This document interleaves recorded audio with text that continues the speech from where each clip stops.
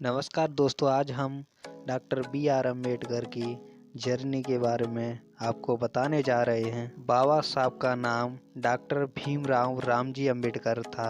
बाबा साहब का जन्म 14 अप्रैल 1891 में महू के मध्य प्रदेश में हुआ था। बाबा साहब की मृत्यु 6 दिसंबर 1956 में 65 साल की उम्र में दिल्ली में हो गया था।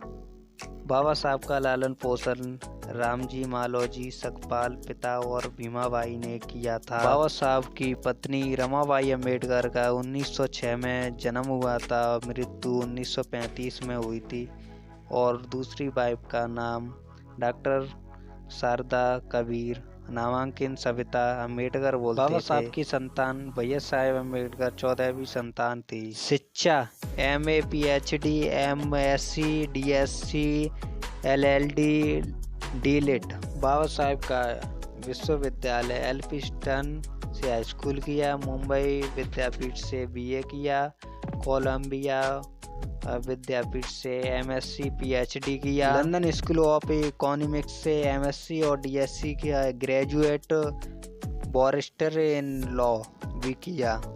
बाबा साहब कितनी शीर्षक कितनी ऊंचाई तक रहे, रक्षा मंत्री भी रहे, रक्षा सलाहकार भी रहे, समिति के बोर्ड ऑफ कार्य भी किया उन्होंने, भारत के पहले कानून मंत्री रहे, भारत के संविधान की मसौदा समिति के अध्यक्ष रहे, धार्मिक जन्म से हिंदू थे, आस्था 1946 के बाद बौद्ध धर्म में अपना लिया।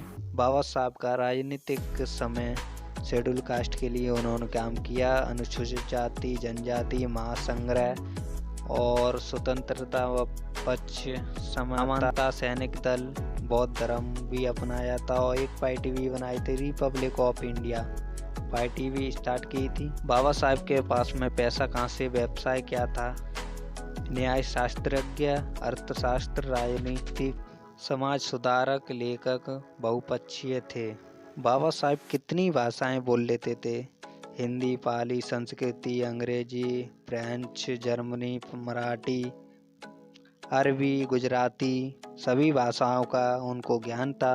बाबा साहब ने अपनी जाति व्यवस्था को सुधारने के लिए कौन से सन में किया था? जाति व्यवस्था थी उनको 1916 में उन्होंने प्रकाशित किया। मूल नायक साप्ताहिक 1920 में किया था, जनता साप्ताहिक 1930 में, जाति व्यवस्था का अनुमूल्य 1936 में, फेडरेशन वर्सेस फील्ड्स का 1939 में, पाकिस्तान पर विचार किया 1940 में, श्री गांधी और अछूतों की मुक्ति 1943 में, कांग्रेस और गांधी के अछूतों के लिए क्या किया 1945 में, राज्य व अल्पसंख्यक 1947 में, शूद्र कौन थे 1948 में, बौद्ध का कार्य स्मारक 1956 में, बौद्ध और उनका धम्म 1957 में अपनाया था, हिंदू धर्म में फैलियाँ 2008 में और मनु और शूद्र पुरस्कार भारत रत्न 1990 में।